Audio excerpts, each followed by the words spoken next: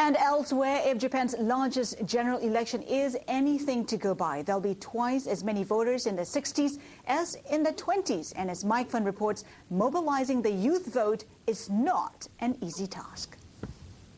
No country for young men. Nearly a quarter of Japanese are over 65, the highest in the world, and more than 80% of them voted in the last election.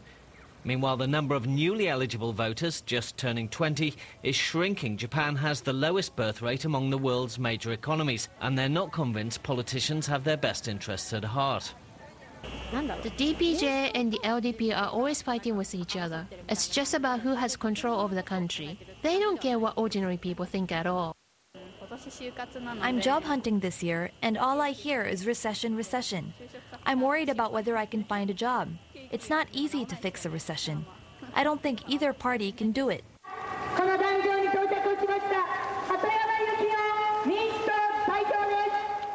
The soapbox speeches and televised debates that have long been the standard may not be the best way for politicians to get their message across to the youth vote.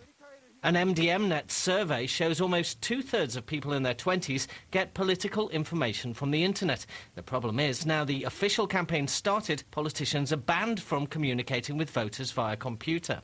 This is Ivote, a website set up by 11 university students to encourage young people to vote. It sends out email alerts and also holds dinners where young people can meet politicians. Now, the idea is to reach about 1% of 20-somethings. That's around 100,000 people. So far, though, only around 1,000 have signed up for the alerts.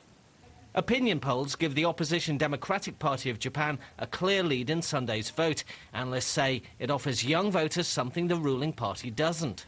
I think a lot of young people may come out and vote, at least the recent local elections suggest a lot of them are, and vote for the DPJ because they're tired of seeing the old faces of the LDP political leadership. In last month's Tokyo election, a 26-year-old DPJ candidate beat a 70-year-old veteran of 6 metropolitan polls. A sign voters may say no to a country run mainly by old men. Mike Fern, Bloomberg News, Tokyo.